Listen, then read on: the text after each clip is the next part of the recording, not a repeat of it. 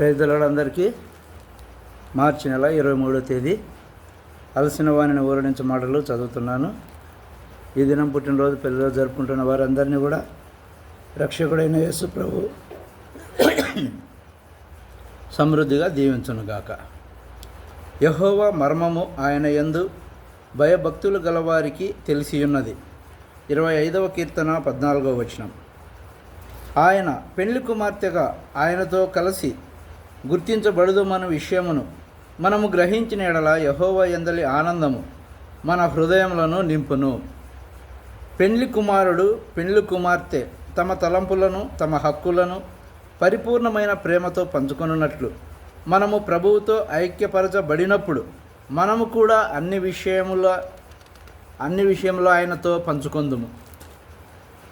మనము నిత్యత్వము వరకు ఆయనకు పాలి భాగస్థులముగా స్నేహితులముగా ఉండుటకు పిలువబడితిమి. అటువంటి ఆనందము నిరీక్షణ ఎవరికైతే ఉండదో వారు ఎదురు చూచుటకు వారికి ఏమీ ఉండదు. అంతేగాక ఇతరులతో పంచుకొనుటకునూ ఉండదు. కొంతమంది భర్తలు తమ భార్యలను మంచి ఆహారము సిద్ధపరచుమని ఆజ్ఞాపించుదురు. వారు దానిని పొందని ఎడల ఉగ్రులవుదురు. ఎందుకనగా వారికి యెహోవా యందలి ఆనందము అనగానేమో తెలియదు. కాబట్టి వారు ఆ సంతోషమును తమ భార్యలతో పంచుకొనలేరు. వారు చాలా వాటి కొరకు ఆజ్ఞాపించుదురు.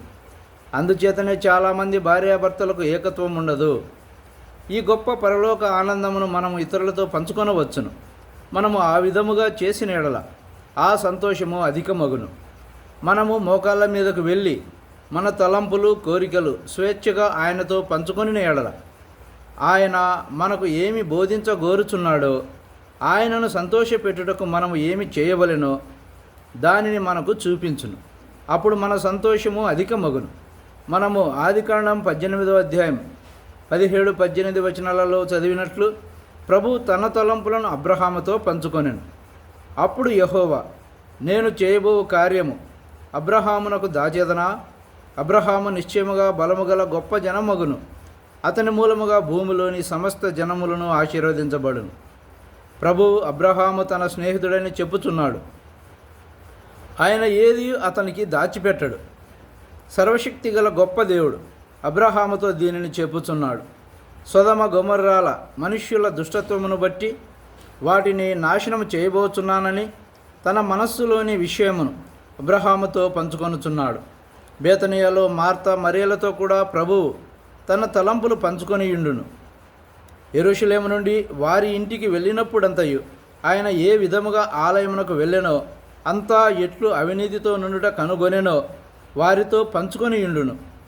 ఆ విధముగా మనము కూడా మన తలంపులు ఆయనతో పంచుకొనవలెను. మనం ప్రార్థించినప్పుడు మనము దేనికో ఒకదాని కొరకు అడుగుచునే ఇందుము కానీ ఆయన మనతో ఏమి పంచుకొనవలనని కోరుచున్నాడో దానిని వినుటకు మనము ప్రార్థనలో కనిపెట్టము. అనేక పర్యాయములు తెల్లవారుజామున నేను ఎక్కడికి వెళ్ళవలెనో దానిని ఆయనతో పంచుకొనుటకు ప్రభువు నన్ను పిలుచుటను గ్రహించగలిగితిని. మన ప్రభు మనతో ఏమి పంచుకొనగోరుచున్నాడో దానిని తెలుసుకొనుట గొప్ప ఆనందము. ఆయన కొరకు ఏమి చేయవలెనని కోరుచున్నాడో దానిని చేయుట ఇంకనూ అధికమైన ఆనందము. అందరికీ వందనాలు. Thank you.